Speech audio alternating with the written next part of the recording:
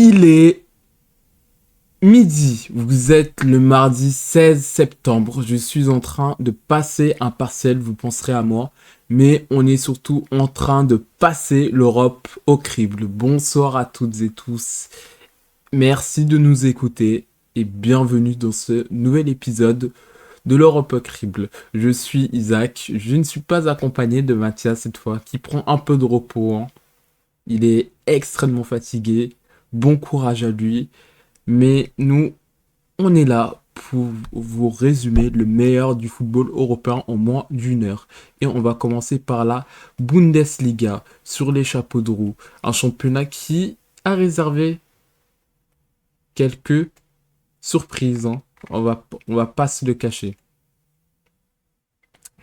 Et on va commencer par la défaite de Leipzig face à l'Union Berlin 3-1, une première période qui a été relativement équilibrée, avec un Leipzig tentant d'imposer un jeu plus vertical et l'Union cherchant des transitions plus rapides, les occasions n'étant été rares en première mi-temps. Leipzig qui contrôlait un peu le ballon mais manquait de profondeur face à la défense compacte de l'Union qui se montrait dangereuse à chaque fois qu'il a récupéré le ballon et lancé ses attaquants dans la zone entre les lignes. Pourtant, ça a été un 0-0. Puis en deuxième mi-temps, l'Union ouvre le score à la 57e. Égalisation de Leipzig à la 60e. Puis l'Union a frappé deux fois en peu de temps pour mener 3-1 avec le but décisif à la 64e. Une troisième en toute fin de match. Leipzig n'ont pas su revenir, hein. Face à l'Union, comme je vous l'ai dit, avec son foot contre nature, bloc bas, pressing ciblé, après les pertes de ballon, il est transition rapide vers l'aile. Je voudrais quand même saluer leur centre et leur mouvement dans la zone d'entrée qui ont été payants. Et pour Leipzig, s'ils avaient été cliniques plus tôt, l'Union aurait été mis sous pression avec beaucoup d'imprécision, hein. Parce qu'ils ont quand même dominé le ballon, hein. Ils ont dominé la possession, etc. La recherche du jeu intérieur, avec la rotation des milieux pour créer des lignes de passe. Mais malheureusement, il manquait ce petit ajustement pour gagner le match. Et du coup, le problème, c'est que ça va forcément pousser derrière. Avec la victoire du Bayer Leverkusen 2-0, j'en profiter d'ailleurs pour vous parler des matchs qu'on n'abordera pas. Donc les matchs du multi avec la victoire 1-0 de Francfort face à Augsbourg, Sampaoli qui gagne 2-1 face à Heidenheim, le Hoffenheim qui gagne face à Hambourg, Wolfsburg qui gagne à Mönchengladbach et le Bayer Leverkusen qui gagne 2-0 face au FC Cologne. Maintenant, passons à un dimanche qui a été sensationnel, hein. Et on va commencer par le premier match de ce dimanche, avec Fribourg qui affrontait le Borussia Dortmund, qui a ouvert le score en première période.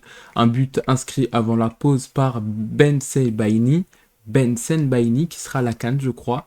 Mais Fribourg a montré sa dangerosité sur certaines phases arrêtées et attaque placée. L'ouverture de Dortmund a donné l'impression d'un match où Dortmund contrôlait, mais Fribourg restait dangereux par ses mouvements en zone offensive. Une seconde période, Fribourg est revenu au score avec un sublime but de Luca Höhler. Et la partie est tendue. Dortmund qui finit à 10, qui change la physionomie du match et permet à Fribourg de mieux tenir le bloc. Résultat 1-1. C'est un match nul à goût de défaite pour Dortmund, hein, comme d'habitude, hein. Mais oui, ils ont été quand même réduits à 10. Ce qui a littéralement changé la structure et la capacité à presser. Et ce qu'il faut améliorer, c'est la discipline, tout simplement. Sinon, pour Fribourg, ça a été un très très très bon match nul, hein. On va pas se le cacher. Ils sont allés chercher leurs points grâce à leur bloc compact, tout simplement. Le deuxième match, c'est oui, le troisième match qu'on va embarder d'ailleurs. C'est le match entre le Bayern Munich et, il me semble, Mayence. Et oui. Alors, Je pense à un tweet d'un supporter niçois qui a marqué. Moi, vu que j'ai plus l'habitude de voir Nice gagner, et ben moi je vais voir le Bayern pour voir une équipe gagner son match à domicile. Ukraine 2004-2014, non, il a pas. Il s'est trompé. Pourtant, le Bayern Munich a démarré fort et a ouvert le score via un jeune prometteur, ce bon vieux Lennart Karl. Puis Mayence a égalisé avant la pause sur un coup de pied arrêté. La première mi-temps a montré le Bayern avec beaucoup de possession, mais un Mainz beaucoup plus dangereux et opportuniste. Une deuxième mi-temps plus équilibrée. Le Bayern manque tout simplement de réalisme. Et à un moment, Mainz va prendre l'avantage en convertissant une opportunité. Puis, le fameux penalty pour Harry Kane à la 87e minute qui scelle un résultat final de 2. Le Bayern a eu beaucoup de possession, mais s'est montré inefficace dans le dernier geste. Avec un plan de jeu où, comme d'habitude, on a vu la domination et la possession, hein. Construction depuis l'arrière, multiplication des permutations offensives, le contrôle de ballon, la créativité individuelle comme d'habitude. Le seul problème, c'est la finition et la défense sur les phases arrêtées. Mayence a profité d'un coup franc et d'occasions limitées, des problèmes de concentration. Voilà, c'était pas un match référence pour le Bayern. On salue quand même la performance de Mayence, qui a pratiqué un jeu pragmatique et opportuniste avec un bloc compact, des transitions rapides et une efficacité sur les coups de pied arrêtés. Et oui, pardon, je regardais juste que m'envoyait la régie. Avec les points forts, l'organisation défensive, hein, forcément, la finition clinique sur très peu d'occasions. Malgré le fait que, bon, évidemment, ils jouent le Bayern, donc ils vont s'exposer à beaucoup de possessions et dépendre d'un ou deux joueurs pour créer le danger. Mais sur ce match, la méthode a payé et le Bayern reste en échec avec ce match nul, alors que Stuttgart a lâché un banger offensif, hein. On va pas se le cacher. Le Werder Bremen a craqué plusieurs fois avant la mi-temps. Le match a pensé en faveur des visiteurs qui ont su tirer des profits des failles défensives du Werder Bremen. Stuttgart qui a accéléré, qui a marqué plusieurs buts en mi-temps. Jamie Lewelling a été l'homme du match avec un but et deux passes décisives. Et Stuttgart a géré proprement tout au long de la rencontre. Le Werder a pas trouvé la solution offensivement et a concédé une lourde défaite à domicile. Le plan de jeu tenté par le Werder Bremen n'a pas du tout marché. Des phases de possession, une incapacité à tenir la pression et le manque d'agressivité sur les côtés. Le problème observé, c'est la défaillance individuelle et le peu de réactivité collective face aux attaques placées de Stuttgart. Et son jeu vertical, incisif sur les ailes et l'exploitation des couloirs. Un bon pressing sur la sortie de la balle adverse.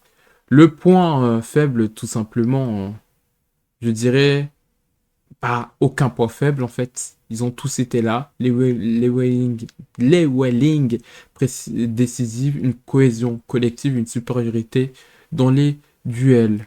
Maintenant, on va passer au classement, mesdames et messieurs, qui va apparaître maintenant avec le Bayern Munich, qui est à 38 points, qui va pas attendre les 40 points encore. Sauf que ce qui nous intéresse, c'est la course à l'Europe. Leipzig avec sa défaite qui reste à 29 points, mais qui se fait rattraper par le Borussia Dortmund à 29 points. À 3 points, vous avez le Bayer Leverkusen et Hoffenheim, 4e et 5e. Stuttgart qui est 6e, suivi de Francfort, 7e, avec 25 et 24 points précisément. On va regarder le bas du classement quand même, avec Wolfsburg qui s'en sort bien. Mayence qui malgré son nul va rester dernier de Bundes. Heidenheim, Sampoli, Augsbourg qui se battent tout simplement. Et l'Union Berlin qui gagne, qui gratte des points avec la montée à la 8e place après 2 défaites. Tout simplement. Maintenant, on va passer au championnat de France de Ligue 1 McDonald's, mesdames et messieurs. Et on va commencer la Ligue 1 par déjà aborder les matchs dont on va pas parler. Je voudrais quand même saluer la super performance du Angesco face au FC Nantes. On verra les conséquences au classement. Et on va directement commencer par les deux matchs du samedi. Non, qu'un seul match même. Avec qu'un seul match ce samedi, je vais vous parler du Paris-Metz Paris Saint-Germain à Sassinforia. Et pourtant, ça s'est fini avec un score extrêmement surprenant parce qu'à la 31e minute de jeu, le Paris Saint-Germain ouvre le score avec Gonzalo Ramos qui conclut une action bien construite à partir d'un corner bien joué. Le PSG double la mise avec Quentin Nandjou qui profite d'une belle combinaison offensive et conclut à bout portant. Sauf qu'à la 42e, Jessie Deminguet trouve le chemin défilé d'une frappe puissante de l'extérieur des filets, relançant aussi les Lorrains et dynamisant leur morale. Deuxième mi-temps, le PSG reprend de l'avance avec Désiré Doué et semble sceller la victoire. Sauf que Metz ne va pas baisser les bras et que Grégory Tchadjili va marquer pour Metz, profitant d'un mouvement de flottement défensif parisien. On sent alors l'équipe locale dangereuse jusqu'à la fin du temps réglementaire. Sauf que ça va pas suffire pour battre le PSG qui a su garder le contrôle et l'efficacité offensive avec une rotation et des jeunes en vue. Je pense à Quentin Nandjou. Cette victoire permet d'occuper provisoirement la première place du classement en attendant le match de Lens dont on va aborder juste après. Je signale quand même la victoire de Toulouse face à un Paris FC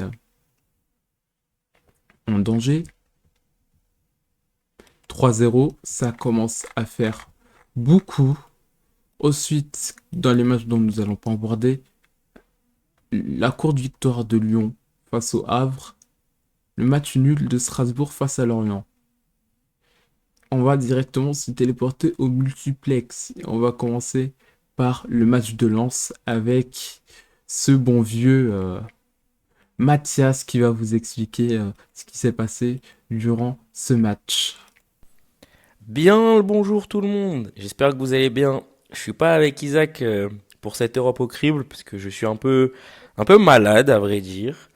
Mais du coup je vais vous faire un petit débrief. On va démarrer par le match Lens-Nice dont j'aimerais parler. J'aimerais vraiment saluer la très belle performance des Lensois, notamment la performance magnifique d'Oudol qui a été auteur de deux passes décisives pour Hudson-Edouard, deux centres magnifiques. Et puis, j'aimerais parler rapidement de Thauvin qui a encore été lauréat du joueur du mois de novembre. Qu'il avait déjà été en septembre, si je ne me trompe pas. En tout cas, cette équipe de Lens nous régale cette année. Cette équipe de Lens est très belle à voir et cette équipe de Lens commence à nous faire comprendre qu'ils peuvent rêver du titre de champion de France. Ils font tout ce qu'il faut. Et de l'autre côté, on a des Niçois qui sont en totale perdition. 9e défaite consécutive. Rien ne va plus dans le sud de la France. C'est très très compliqué. Il va falloir se relever. Comment? Je ne sais pas. Y a-t-il une possibilité de se relever? Je ne sais Très bonne pas. question. Les Niçois vont devoir nous le montrer, en tous les cas, s'ils veulent pouvoir commencer à rêver de nouveau d'Europe, chose qui va être très compliquée. Et puis les Lensois, bah faut juste continuer sur cette lancée. Mais merci et bravo à ces clubs du nord de la France qui nous régalent depuis le début de saison et on l'espère qu'il nous régalera jusqu'à la fin de la saison. Voilà pour ce magnifique Lens-Nice avec la victoire 2-0 du Racing Club de Lens. J'ai fait un cauchemar. Centre de Mathieu Oudol, tête d'Ousmane Edward. Voilà mon cauchemar. Passons à l'autre club du nord de la France. Le LOSC qui a affronté l'AG Auxerre dans un match délirant. On y va tout de suite. Le match qui commence sur un rythme élevé. Lille et Auxerre qui se cherchent. Les duels sont nombreux et la partie est engagée physiquement. Lille ouvre la marque en profitant de moments de possession mieux maîtrisés dans le dernier tiers, sauf que Auxerre pêche dans la finition. Sauf qu'il y a un carton rouge pour Lille qui va tomber à la fin de cette première mi-temps. 0-0. Deuxième période, succession d'événements, intensification du jeu, agressivité accrue et des décisions disciplinaires. On se retrouve à 9 contre 9. Auxerre parvient à prendre l'avantage à un moment clé, mais Lille qui renverse la partie en fin de match, Benjamin André qui marque un but décisif dans les dernières minutes pour donner la victoire à Lille. L'agressivité de la Géocère leur a coûté extrêmement cher face à un LOSC qui a su rester avec les câbles, à rester efficace dans les moments clés avec en particulier en fin de match et une bonne profondeur d'effectif, tout simplement. Et c'est ce qui fait que Lille est toujours à coude avec l'OM, l'Olympique de la Baraka. Est-ce que après les deux buts d'hors-jeu de l'Union Saint-Gilloise vendredi, est-ce qu'on va pouvoir mieux faire? C'est la question qu'on se pose. Et pourtant, ça part mal pour l'OM. Monaco qui impose souvent son tempo avec une possession cohérente, une nombreuse incursion dans le camp marseillais et des situations dangereuses dans la zone offensive. Marseille se montre prudent quand même avec un bloc compact, beaucoup d'efforts défensifs et quelques occasions en transition. Les deux équipes cherchent à se connaître et le match reste équilibré malgré l'initiative monégasque. Plusieurs situations sont contrôlées par la VAR, des mains, des hors-jeux serrés, la tension monte en tribune et sur les terrains. Pourtant, la deuxième mi-temps, ça continue à jouer au football et à s'accélérer. Monaco qui pousse sur une défense marseillaise disciplinée jusqu'à l'arrivée de Balardi et Rulli en état de grâce. Plusieurs actions monégas sont contrées ou repoussées. Sauf que après un hors-jeu et un penalty non sifflé pour l'OM, Mason Greenwood va débloquer la situation. Un but opportuniste et clinique qui permet à l'OM de prendre l'avantage. Un Greenwood déjà décisif cette semaine en Ligue des Champions confirme son importance dans son groupe et ça montre aussi que De Zerbi a raison quand on parle de Greenwood Ballon d'Or, tout simplement. Et ce qui fait que Marseille restera toujours troisième d'ici d'ici cette fin d'année, tout simplement, avec la différence de but face au LOSC. En attendant, le Racing Club de Lens est champion d'automne, alors techniquement, il faudra encore qu'il gagne le match au retour, parce qu'il reste un match de la phase aller. Le PSG a un point d'écart. L'Olympique de Marseille a 4 points d'écart. Les erreurs ont coûté extrêmement cher, que ce soit les matchs nuls ou les défaites en début de saison. Pendant que l'Olympique Lyonnais est 5e du championnat, le Stade Rennais qui est en train de faire une remontée spectaculaire, 6e de ce championnat. Strasbourg décevant avec une pauvre 7e place. Ils ont du mal avec l'enchaînement Coupe d'Europe Ligue 1. Et puis Monaco qui enchaîne une deuxième défaite d'affilée, 4 victoires sur 4 défaites sur les 5 derniers matchs, excusez-moi. Alors que Toulouse enchaîne les bonnes performances face au gros et prend ses matchs face à des équipes de leur niveau. Niveau maintien, la Géocère, Metz, Nantes, toujours les mêmes. Le Havre et le PFC qui sont pas très loin, comme l'OGC Nice, tout simplement. Voilà ce qu'on peut dire sur ce championnat. On a hâte de voir la suite de ce championnat de France de Ligue 1. Et on va partir, on va prendre le train de Marseille et on va aller en Italie dans le Calcio pour la suite de ce championnat haletant qui est la Serie A. Allez, on enchaîne avec la Serie A avec quasi une journée de dingue. On va commencer par l'AC Milan, Sassuolo qui démarre très bien et qui se promenant, qui va ouvrir le score très tôt grâce à Ismaël Collé. Une excellente action construite par Pinamonti. Milan qui tente de réagir, possession élevée, pressing successif et plusieurs incursions sur la droite où Barsegué et Pulisic cherchent des décalages avant la pause. Milan va obtenir son égalisation sur une action collective conclue par Davide Bartesaghi, une manière d'entrer dans la tête du match pour les Rossoneri. Ça reste quand même mitigé, mais la deuxième mi-temps, Milan va reprendre le rythme. Barthez marque encore et donne l'avantage à son équipe à la deuxième période. Sauf que 2 buts annulés. Pulisic et Radio montent la frustration offensive des locaux. Sassuolo baisse pas les bras. Pressing haut. Transition rapide en fin de période. L'orienté trouve l'égalisation. 2-2. Alors, c'est la défense qui a penché pour Milan. Parce que même s'il y a eu 2 buts hors jeu, ils auraient dû tuer le match. Ils auraient dû sécuriser le match plus tôt. Parce qu'ils auraient pu le tuer avec les 4-0. On salue quand même la performance de Sassuolo. On va pas se le cacher. Qui a bien exploité les espaces et la verticalité de Pinamonti et Llorente. Milan qui laisse filer 2 points à San Siro, un qui partage l'avance en tête ou la consolidation. Sassuolo repart avec un excellent point à l'extérieur. Là, on va passer à la surprise de la semaine avec l'Udinese face au Napoli. On va aller en deuxième mi-temps. Après la reprise, le rythme augmente avec quelques occasions napolitaines sur contre. Udinese pousse davantage sur une action construite. Jürgen Ekelenkamp trouve la finition de qualité vers la 73e. Napoli va tenter de réagir, mais bute sur l'organisation de l'Udinese et manque de lucidité dans la dernière passe. Quelques tentatives tardives mais insuffisantes. Udinese tient le score. Une organisation défensive, une efficacité en transition. C'est le match de l'Udinese pour le Napoli. Il a manqué de la qualité technique,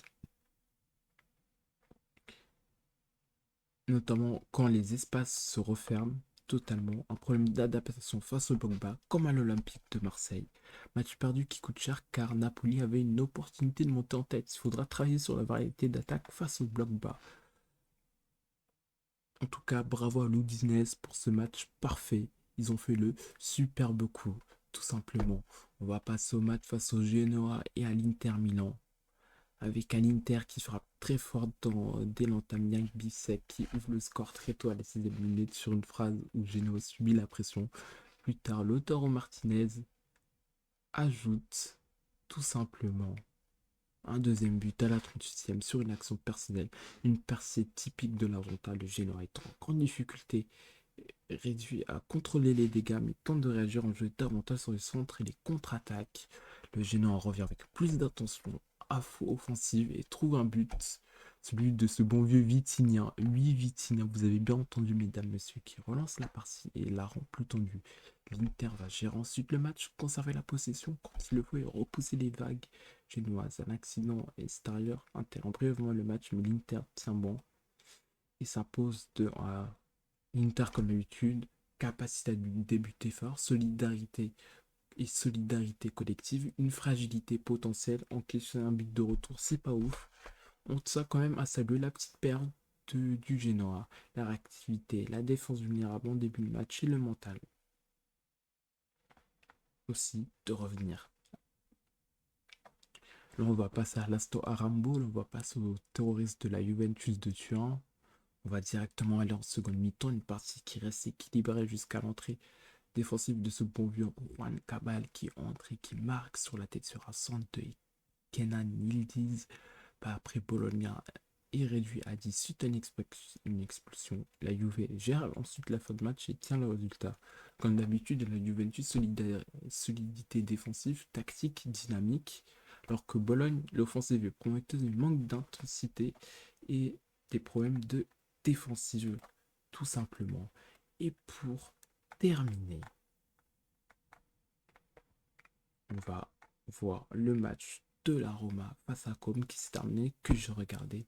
On va aller en seconde mi-temps avec Wesley França qui marque à la 60e minute. Com qui pousse pour tenter d'égaliser, carton et friction dans la partie, montrant l'intensité du match. Mais Roma gère le score en utilisant sa profondeur et ses rotations. Maintenant, je tiens à saluer l'AS Rome avec la domination de la possession et la capacité à créer des occasions progressives. La réussite vient dans la seconde période. L'efficacité sur l'opportunité, calmer le match après le but, une bonne gestion. Attention, très prévisible dans la construction, mais la profondeur d'effectif permet de faire la différence. Et pour le petit poussé comme l'organisation défensive qui a pas mal gêné Roma. Malheureusement, ils n'ont pas su convertir ces contrôles en occasion suffisante et la résilience s'accroche mais manque un peu de qualité dans le dernier geste. Et il est temps de passer au classement, mesdames, messieurs. Alors non, il est là le classement du Calcio avec, si je ne dis pas de bêtises, vous le voyez, mais moi je le vois pas, je vais le voir maintenant avec l'Inter Milan qui finit premier à 1 point de l'AC Milan. Là c'est 33 points, 32 points moins 1, c'est dans la troisième position. Naples est en quatrième, Rome avec cette victoire vient se joindre aux trois autres. La Juventus de Turin est toujours là, 26 points. Bologne avec cette défaite est là aussi, à 25 points. Comme en 7ème position, 24e, alors qu'on a la Lazio de Rome, 8e.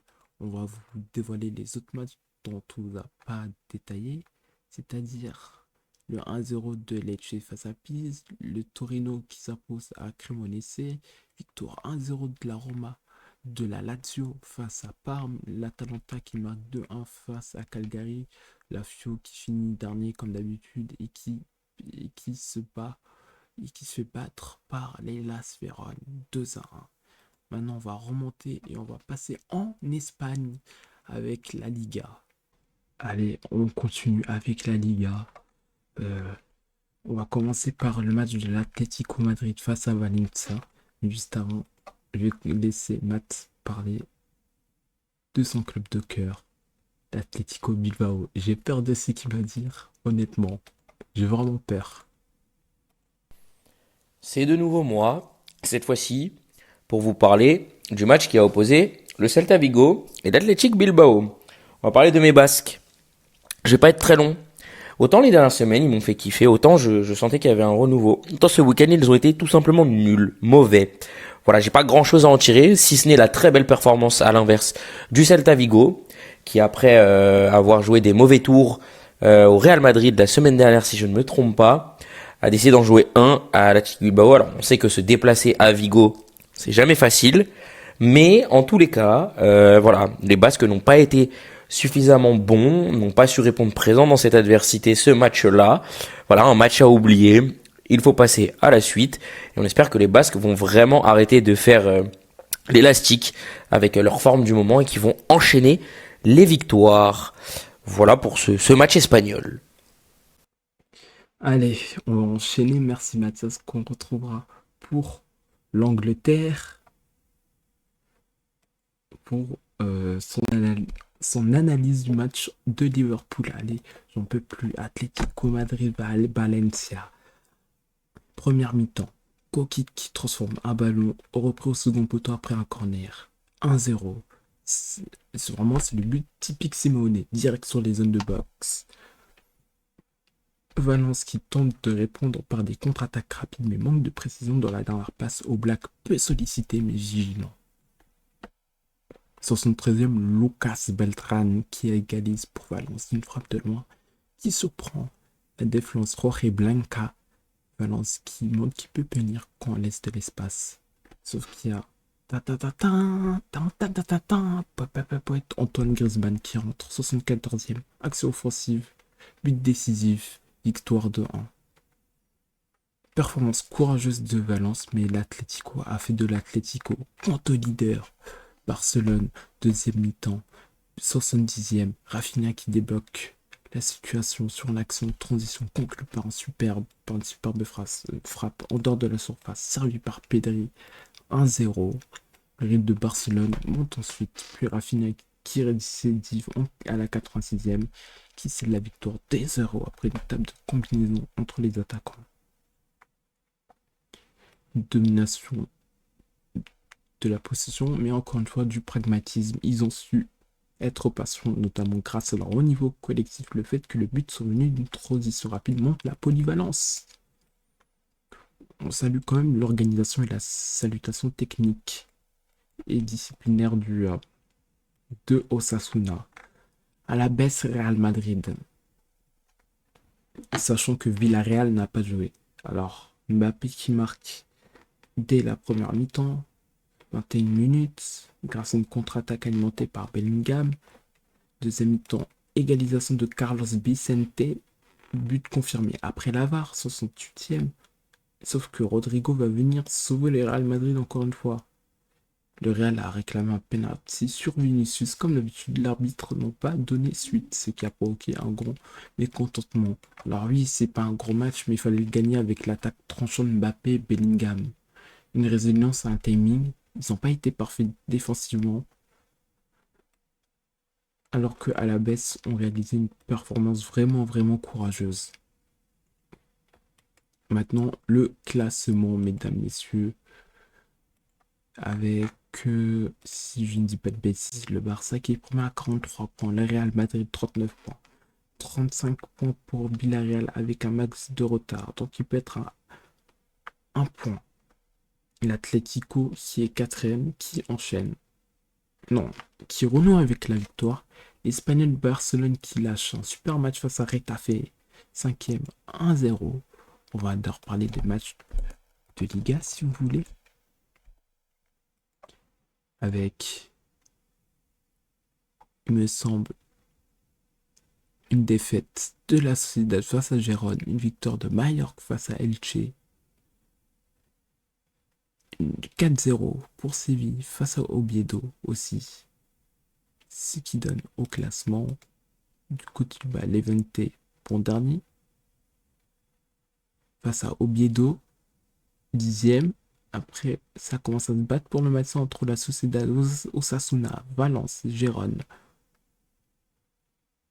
Retafe qui a quand même baissé de forme, alors que Séville commence à augmenter petit à petit.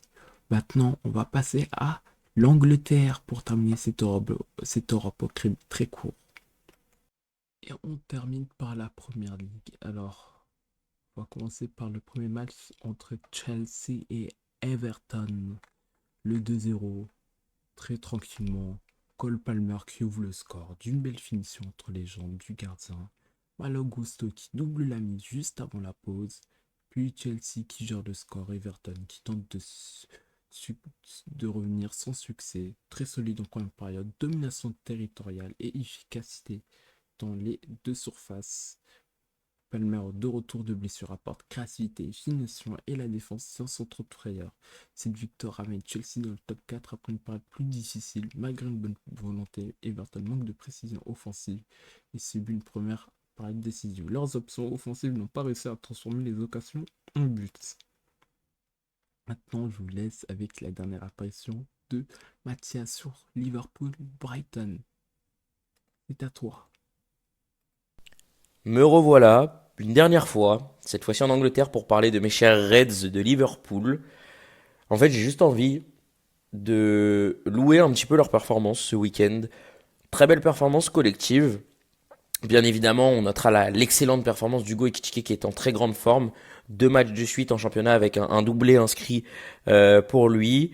Brighton n'a pas su faire face à cette équipe de Liverpool. Brighton a été mis beaucoup trop en difficulté. On a retrouvé un Liverpool tranchant, même si Brighton en expected goal était légèrement au-dessus, même si Brighton a eu la possession. 18 tirs à 14 au total quand même pour Liverpool. Liverpool a su retrouver un petit peu d'efficacité. Hugo Ekitike a été tranchant, a su marquer. J'aimerais aussi saluer la très belle performance défensive de Joe Gomez et d'Ibrahima Konaté. Et puis bien évidemment aussi la belle performance de Florian Wirtz, parce qu'il faut être honnête, il nous a fait un très joli match. C'est pas encore excellent, c'est pas encore dans ses standards qu'il avait à Leverkusen, mais c'est normal, mais on sent que l'adaptation, ça y est, elle est là, il a commencé vraiment à s'adapter au championnat, il est de plus en plus performant, je trouve, et ça fait plaisir à voir. Donc en tant que fan des Reds, forcément, moi ce que je retiens de ce match, c'est beaucoup de positifs. Une équipe qui retrouve le chemin des filets plus fréquemment, de manière plus efficace, une équipe qui rejoue au football, une équipe qui repropose des choses, qui essaye de recréer.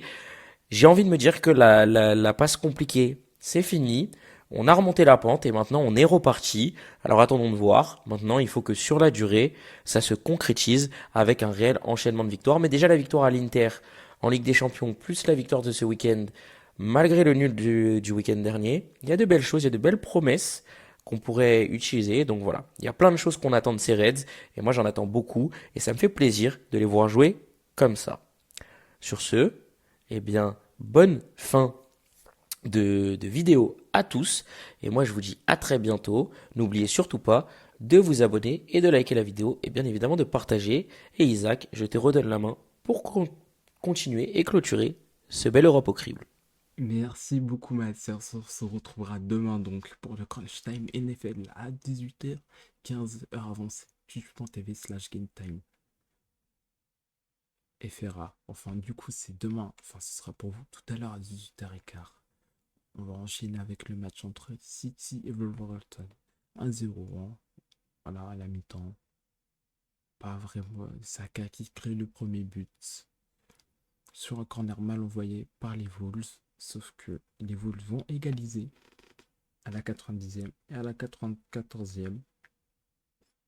Nouveau contre son camp défensif. Score final de 1.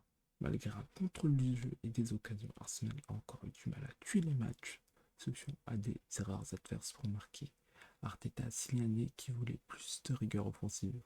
Alors que les Wolves ont été courageux et tactiquement disciplinés, ils montrent une progression dans l'état d'esprit malgré leur position extrêmement basse au classement. Le but rapide en fin de match témoigne de leur envie de revenir dans le match. Maintenant, je vais vous dire qu'on va pas parler du match de Burnley et de Fulham, que Fulham a remporté 3-2. On va parler du match d'Aston Villa. On pourra pas parler du match d'Aston Villa face à West Ham. Ça, si, on va en parler. Mais avant, je voudrais comme parler du match de Manchester City contre Crystal Palace. Un match à sens unique dominé par City. Ouverture du score à la 41e minute par Erling Haaland. Phil Foden qui marque après un beau mouvement, puis Haaland qui transforme un penalty pour clore le score. Manchester City très complet et efficace devant la maîtrise du tempo et utilisation intelligente du ballon. Haaland qui brille encore et conforte City dans la lutte au sommet du classement. Crystal Palace, malgré une prestation respectable, Palace manque de finition et prend l'eau contre des adversaires élites. Leur déficit de qualité dans les derniers mètres se fait sentir.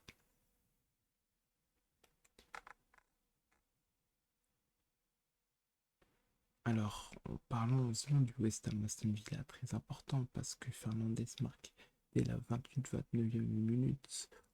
C'est le but le plus rapide de la saison PL qui profite d'une perte de balle du milieu de Villa. Sauf que Villa va réagir avec Mavropanos qui détourne un centre de Malkin dans son camp. Jarrod Bowen qui redonne l'avantage à West Ham après une volée opportuniste. Deuxième mi-temps, Morgan Rogers organise pour Villa avec une finition calme. Après une belle circulation pâle, Rogers marque encore d'une superbe frappe Lawton qui redresse le ballon. Tola Luca, Tarola. Résultat final 3-2. Pour Aston Villa, c'est une mentalité victorieuse, une montée en puissance. Villa qui a montré une grande résilience en vidant 2 fois le score et en prenant finalement l'avantage. Autre chose qui a été l'élément clé, un double buteur décisif dont un tir spectaculaire qui a scellé la victoire. Yuri Tillmans qui a été influent dans l'autre jeu et a délivré une passe décisive pour le premier but de Rogers, participant à l'équilibre du milieu grâce à ce succès. Villa qui va enchaîner une 5e victoire d'affilée, leur meilleure depuis très longtemps, et reste dans la course au titre derrière les leaders au classement. Pas assez de constance pour West Ham, alors que Tottenham et Manchester ont fait n'importe quoi. On va commencer par la défaite 3-0 de Nottingham. But de Tsonodoy après une erreur adverse, doublé à la 50e et Songare qui marque. Une performance complète pour Nottingham. Solidité défensive, transition rapide et finition clinique. Tsonodoy et Songare ont fait la différence et Forest prend de l'air dans la lutte contre la relégation. Période difficile pour Tottenham, manque de créativité, erreur défensive et intensité insuffisante. Et le match que je viens de regarder, le 4-4 impressionnant entre United et Bournemouth, avec une capable d'attaquer avec une fluidité, créativité, mais encore beaucoup trop de déséquilibre défensif. C'est une partie qui montre le potentiel offensif, le défi tactique d'être constant en défense. Bournemouth, avec une formidable performance collective mentale fort pour revenir rivaliser à Old Trafford, des mondes qui ne sont pas là pour survivre, ils produisent du jeu, ils reversent des situations difficiles. On va terminer par le classement avec Arsenal toujours premier à 36 points, Manchester City à 34 points, Aston Villa à 33 points, c'est la grosse surprise. Chelsea 4ème, Cristiano à 28 points, Palace aussi qui confirme à 5 points. 26 points pour United qui se retrouve dans les places européennes. 26 points aussi pour Liverpool 7ème et Sunderland 8ème. Tottenham et Newcastle 11 et 12ème. C'est quand même une mauvaise surprise. Et puis au niveau du bas, Wolverhampton en première tube.